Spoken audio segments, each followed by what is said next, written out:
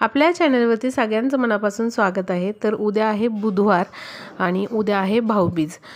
तर भाऊबीज म्हणजे दिवाळीचा शेवटचा दिवस असतो आणि अत्यंत महत्त्वाचा आणि आनंदाचा असा हा दिवस असतो।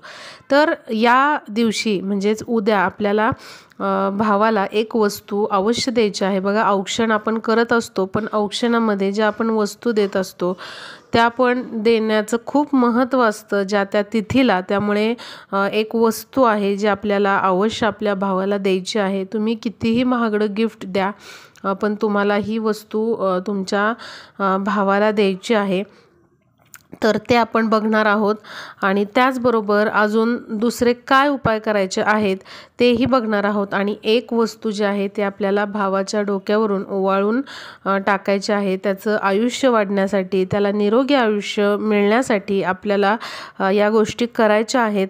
तर अवश्य या गोष्टी करा। बघा, भरपूर जण असं मानतात की याने काय होतं, त्याने काय होतं। बघा, झालं तर चांगलंच होणार आहे। त्यामुळे असं काहीही मनात आणू नका की या जुन्या समजुती आहेत आणि या आम्ही करणार नाही। तर करा तुम्ही। कोणीही तुम्हाला असं समजू नका की आम्हाला हसतील, बोलतील, अजिबात नाही। आपण आपल्या नात्यांसाठी, आपल्या कुटुंबासाठी करायचं आहे। त्यामुळे या गोष्टी अवश्य करा, झालं तर चांगलंच होतं याने। त्यामुळे ज्या काही गोष्टी मी तुम्हाला सांगणार आहे अवश्य या उद्याच्या दिवशी आपल्याला करायच्या आहेत। उद्या बघा, आपल्याला आपल्या भावाचं औक्षण करायचं आहे। तर बहिणीने भावाकडे गेलं किंवा भावाने बहिणीकडे आलं तरीही चालेल, पण अवश्य प्रयत्न करा की आपण आपल्या भावाचं औक्षण उद्या केलंच पाहिजे, कारण अत्यंत महत्त्वाचा दिवस आहे। बहिणीचे आशीर्वाद असणं भावाला खूप महत्त्वाचं असतं। त्याच्या आयुष्यामध्ये त्याला सुख समृद्धी मिळणं, त्याची भरभराट होणं किंवा त्याला निरोगी आयुष्य लाभणं, दीर्घायुष्य लाभणं, यामध्ये बहिणीचे आशीर्वाद, तिची माया, तिचं प्रेम खूप महत्त्वाचं असतं। बहीण म्हणजे आपली आईच असते। त्यामुळे अवश्य बहिणीने देखील आपल्या भावाचं औक्षण उद्याच्या दिवशी केलंच पाहिजे। तुम्हाला शक्य असेल तर अवश्य तुम्ही भावाच्या घरी जा किंवा मग भावाला घरी बोलवून घ्या आणि अवश्य तुमच्या भावाचं औक्षण उद्या करा। आता औक्षण करत असताना जे ताट आपण घेतो ते शक्यतो स्टीलचं, प्लास्टिकचं वापरू नका। तर हे ताट जे आहे ते आपल्याला तांब्याचं, पितळेचं किंवा चांदीचं वापरायचं आहे। कारण बघा, या धातूमध्ये एक पॉझिटिव्हिटी किंवा सकारात्मकता निर्माण करण्याची ताकद असते। त्यामुळे आपल्याला औक्षणासाठी अशीच भांडी वापरायची आहे। निरंजन पण आपल्याला तांब्याचं, पितळेचं किंवा मग चांदीचं वापरायचं आहे। तर या काही महत्त्वाच्या गोष्टी त्या आपल्याला काय करायच्या आहेत, लक्षात घ्यायच्या आहेत। औक्षण करत असताना तुम्हाला काय करायचं आहे, तर कुंकू घ्यायचं आहे। कुंकू थोडंसं ओलं करून त्याचा तिलक भावाला लावायचा आहे। नंतर अखंड अक्षता घ्यायच्यात तुम्हाला, म्हणजे तांदूळ घ्यायचेत आणि भावाच्या कपाळाला जिथे नाम ओढलेलं आहे तिथं थोड्या अक्षता अवश्य लावायच्यात आणि डोक्यावर पण टाकायच्या आहेत। सोन्याचा दागिना घ्यायचा आहे आणि तो दागिना देखील तुम्हाला भावाच्या कपाळाला तिथे स्पर्श करायचा आहे त्या सोन्याच्या दागिन्याने। त्याचबरोबर सुपारी पण घ्यायची आहे आपल्याला। सुपारी यासाठी घ्यायचं की भाऊ आपला जो आहे त्याचं आयुष्य चांगलं जावं किंवा तो सुपारीसारखं त्याची जी हेल्थ आहे किंवा शरीर आहे ते सुदृढ टणक असावं, म्हणून आपल्याला सुपारी इथे घ्यायची आहे आणि ती देखील नाम जिथे ओढलेलं आहे तिथं स्पर्श करायची आहे। आणि नेहमी निरांजन घेताना 2 घ्यायची कुठलंही औक्षण करताना, आणि काहीतरी गोड पदार्थ आपल्या भावाला खाऊ घालायचं आहे। औक्षण झाल्यानंतर भावाने ताट कधीच रिकामं ठेवायचं नाही। जरी तुम्ही मोठं गिफ्ट देत असाल, सोन्या चांदीचं गिफ्ट देत असाल, काहीही देत असाल, तरी देखील ताट मोकळं ठेवायचं नाही। औक्षण करून झाल्यानंतर आपल्या बहिणीला काहीतरी ओवाळणी ठेवायची आहे। 1 रुपया ठेवा तुम्ही, 51 रुपये, 11 रुपये ठेवा, 101 रुपये ठेवा, पण अवश्य तुम्हाला अशी ओवाळणी ठेवायची आहे। ताट मोकळं ठेवायचं नाही।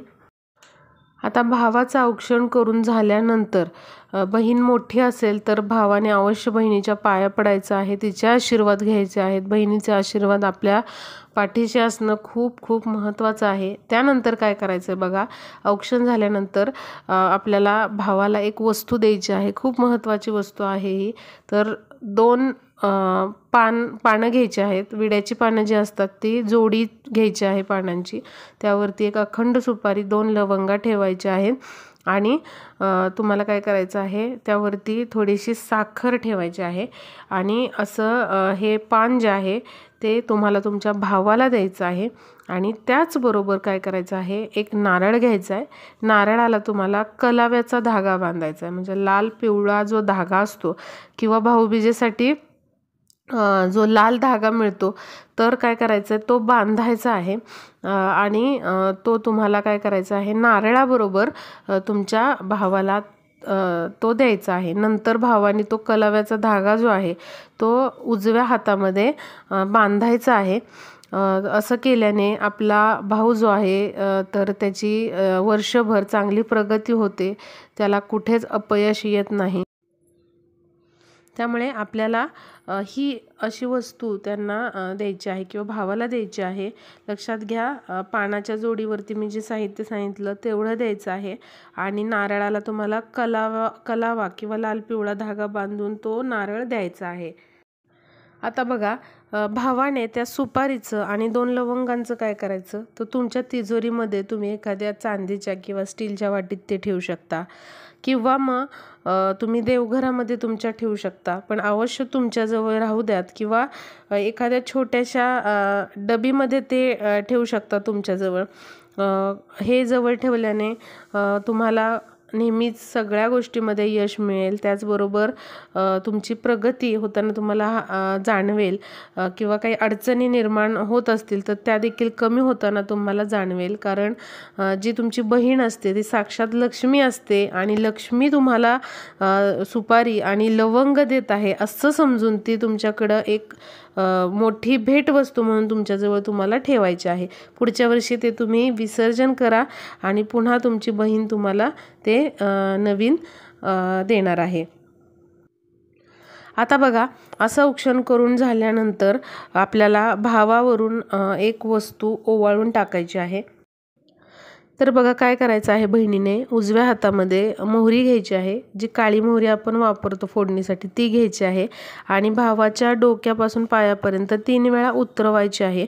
आणि जे काही वाईट शक्ती आहेत, नजरबाधा आहेत त्या दूर होऊन माझ्या भावाला दीर्घायुष्य मिळू देत अशी तुम्हाला प्रार्थना करायची आहे. ज्या काही वाईट शक्ती आहेत त्या निघून जाऊ देत अशी तुम्हाला तिथे काय प्रार्थना करायची आहे. कापूर जाळायचा आहे आणि त्या कापरामध्ये तुम्हाला ही मोहरी टाकायची आहे. तर उद्या तुम्हाला संध्याकाळी अशा पद्धतीने ही वस्तू उतरून टाकायची आहे. आणि जरी तुम्हाला संध्याकाळी वेळ नसेल तर दिवसभरात कधीही तुम्ही उतरून टाकली मोहरी तरीही चालू शकेल. त्याचबरोबर बघा, उद्या यमद्वितीया आहे, त्यामुळे आपल्याला यमाचा दिवा देखील उद्या प्रज्वलित करायचा आहे.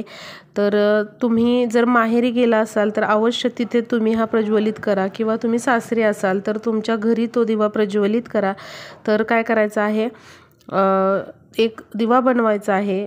कणिक घ्यायची, म्हणजे गव्हाचं पीठ घ्यायचं, त्यामध्ये थोडी हळद टाकायची, असा दिवा एक बनवायचा आणि 2 मुटके बनवायचे आहेत. आणि अशा पद्धतीने तुम्हाला काय करायचं आहे, यमाचा दिवा जो आहे तो प्रज्वलित करायचा आहे. चॅनलवरती माझ्या आहे की यमदीप दान दिवशी आपण कसे दिवा कसा बनवायचा, मुटके कसे बनवायचे तो तुम्ही बघा. अगदी त्याच पद्धतीने आपल्याला उद्या देखील दिवा बनवायचा आहे आणि तो दक्षिण दिशेला तोंड करून प्रज्वलित करायचा आहे. तुमची समजा घराची गॅलरी दक्षिण दिशेला असेल तर तुम्ही तिकडे प्रज्वलित करू शकता. पण हा दिवा घराच्या बाहेर तुम्हाला दक्षिण दिशेला तोंड असावी दिव्याची, अशा पद्धतीने प्रज्वलित करायचा आहे. आणि तिथे नमस्कार करून आपल्या भावाच्या दीर्घायुष्यासाठी तुम्हाला प्रार्थना करायची आहे. त्याच्या आयुष्यातले सगळे अडचणी, संकट दूर होऊन त्याचा प्रत्येक संकटांमधून बचाव व्हावा अशी तुम्हाला प्रार्थना करायची आहे. आणि त्याला दीर्घायुष्य मिळावं अशी देखील तुम्हाला तिथे दिव्याला प्रार्थना करायची आहे. जर तुम्ही माहेरी असाल तर भावाला अवश्य तुम्ही नमस्कार करायला सांगायचा आहे, तुम्ही करायचा आहे, घरातल्या सर्वांनी तिथे प्रार्थना करायची आहे. माहेरी नसाल तर सासरी तुम्ही असा दिवा लावून अशी प्रार्थना करू शकता. पण अवश्य तुम्हाला उद्या हा दिवा प्रज्वलित करायचा आहे.